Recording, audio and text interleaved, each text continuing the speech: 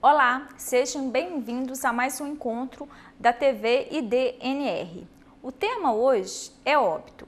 Esse tema encontra sua previsão legal na Constituição Federal, que estabelece sobre a gratuidade, a Lei 6.015, que é a Lei dos Registros Públicos, a Lei 9.534 de 1997, que estipulou a gratuidade universal, a Portaria número 116 da Secretaria de Vigilância em Saúde e, por fim, a Resolução 1779 de 2005 do Conselho Federal de Medicina. O fim da personalidade civil, ela tem o seu marco com a morte. Ela é que determina o fim da nossa existência. Diversos direitos nossos, com o óbito, eles são extintos. O poder familiar, o usufruto, o mandato, o dever, os deveres de direito obrigacional. Alguns direitos permanecem após a morte, como os direitos autorais, o direito à honra, à imagem, eles são preservados mesmo após o óbito. Os efeitos do óbito. Dentre os efeitos são efeitos previdenciários, securitários, processuais, que serão aí atingidos com o falecimento. A obrigatoriedade do registro de óbito, ele decorre do Código Civil, que fala que serão registrados os óbitos e, além disso, a Lei 6.015 de 1973 disciplina no seu artigo 33 que o registro de óbito será feito no livro C. A lei ainda menciona uma informação muito importante a respeito do registro de óbito. Ela fala que nenhum sepultamento será feito sem certidão do oficial do registro do lugar do falecimento extraída após a lavratura do assento de óbito, em vista de atestado médico, se houver no lugar, ou em caso contrário de duas pessoas qualificadas que tiverem presenciado ou verificado a morte. Esse artigo também menciona a obrigatoriedade de ser feito o óbito. A importância do registro de óbito. Essa importância ela é muito grande. Primeiro, porque, salvo exceções previstas, nenhum sepultamento será feito sem o registro de óbito. O registro de óbito possui um caráter de informações para diversos órgãos públicos, como o TRE, o INSS, o DETRAN, e tem essa repercussão, o IBGE. E muitas dessas informações dos óbitos, elas servem como informações estatísticas para que sejam implementadas políticas sociais, tanto na área de saúde quanto na área de segurança pública. A competência para a lavratura do óbito. Uma questão muito importante e que muitas pessoas desconhecem. A competência do cartório para se lavrar o óbito é o lugar do falecimento, independente da pessoa que faleceu ter residência em outro local ou mesmo vir a ter o seu sepultamento realizado em outro local. Então, define-se a competência do óbito como a do lugar do falecimento, independente da residência do falecido e do local do sepultamento deste. Prazos para o registro de óbito. O prazo é 24 horas, que comporta exceções. Salvo um motivo relevante, o óbito poderá ser feito no prazo de 15 dias ou até no prazo de 3 meses em lugares distantes da serventia em mais de 30 quilômetros. Então, a princípio, nós temos que verificar 24 horas. Na impossibilidade, 15 dias ou até o período de 3 meses em razão aí da distância de mais de 30 quilômetros da sede da serventia. Aspectos relevantes sobre o óbito. Um aspecto muito relevante e que nós temos que ter conhecimento é a respeito da declaração do óbito, a DO. Ela é um documento preliminar indispensável para a lavratura do óbito.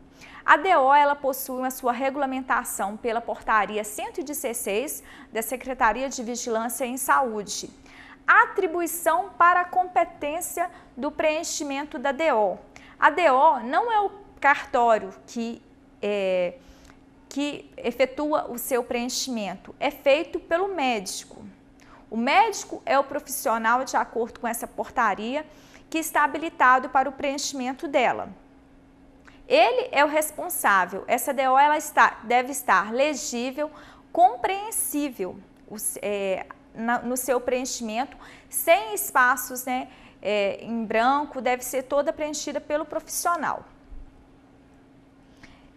Ela é padronizada, é de uso obrigatório e possui informações sobre a mortalidade, né, daquela pessoa e ainda possui características, né, para fins de estatística da causa da morte. E através dessas estatísticas, com a causa da morte ali determinada, é que vai surtir os efeitos aí para a implementação de políticas públicas de acordo com as informações do que causou aquele óbito. Ela compõe-se de 3 vias. Pode ocorrer que não exista, né, o médico naquela localidade. Onde não há atendimento médico, a portaria regulamenta que 2 pessoas qualificadas ou que tiverem presenciado ou verificado a morte. Essas pessoas qualificadas não são quaisquer pessoas, mas que tenham um conhecimento que possa verificar realmente que ali a morte ocorreu. Na maioria das vezes são profissionais da área de saúde, técnicos de enfermagem que têm algum conhecimento a respeito. Pode ocorrer que, se não exista médico, não tenha essas 2 pessoas qualificadas e que o assento seja posterior ao enterro. Caso isso aconteça, poderá 2 testemunhas que tiverem presenciado o falecimento ou acompanhado o funeral ou que tiverem informações sobre a identidade do falecido, elas podem, né, efetuar esse preenchimento para que seja feito, né, e lavrado o registro do óbito. Um documento que é indispensável e que a gente tem conhecimento é a guia de sepultamento. A esfera dela é no município, porque ela é um documento autorizativo para que o município proceda, né, por meio do administrador do cemitério, que proceda aí a realização do sepultamento. Esse documento é indispensável para que o município tenha o controle, né, dos óbitos que ocorrem ali naquele local que foi feito o sepultamento.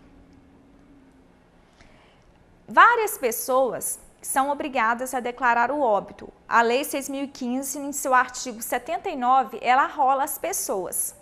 Para que a gente tenha em mente, quando falece alguma pessoa da nossa família, é sempre bom que quem vá declarar este óbito seja a pessoa mais próxima, para que possa responder às informações que são obrigadas a constar no óbito. Então, a lei enumera várias pessoas, mas a gente tem que ter em mente sempre a pessoa mais próxima na família e, na sua ausência, outra que possa prestar essas informações. Mas essa ordem que a lei enumera é uma ordem sucessiva.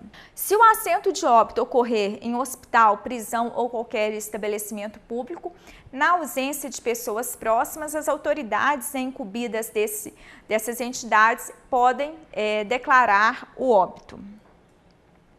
Há vários elementos que são obrigatórios para constar no registro de óbito. A lei enumera a hora, se possível, o dia, o mês, o ano do falecimento, o lugar do falecimento com indicação precisa, inclusive para saber se aquele cartório que está lavrando o óbito, se ele é competente para sua lavratura, o prenome, o nome, sexo, idade, cor, estado civil, profissão, naturalidade, domicílio e residência do morto, se era casado, o nome do cônjuge, mesmo se viúvo ou separado judicialmente, e o cartório de casamento de ambos, os nomes, prenomes, profissão, naturalidade e residência dos pais, se essa pessoa deixou um ato de última vontade, né, se ela deixou o testamento, se deixou filhos, o nome e idade de cada um, se a morte foi natural ou violenta e a causa conhecida com o nome dos atestantes,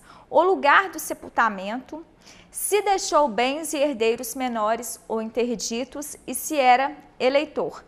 Pelo menos uma das informações que a lei arrola: PIS, o número de inscrição no INSS, se era contribuinte, se a pessoa falecida tinha algum benefício, também o número desse benefício, o número do CPF, carteira de identidade, título de eleitor, número do registro de nascimento com informação do livro, termo e folha ou número e série da CTPS. Quaisquer um desses documentos que foram mencionados, eles servem para que seja feita a lavratura deste óbito.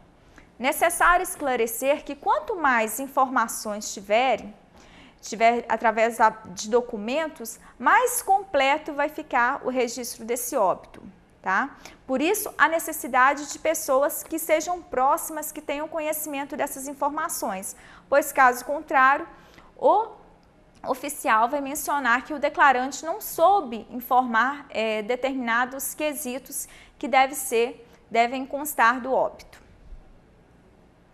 Assinatura do declarante ou de alguém a seu rogo. Caso o declarante não saiba assinar, será colhida a sua digital e outra pessoa capaz, vai assinar a seu rogo, e essa pessoa que assinar a rogo dessa que não pode ou não sabe assinar, vai constar a sua qualificação também no assento de óbito. Muito obrigada e até o nosso próximo encontro.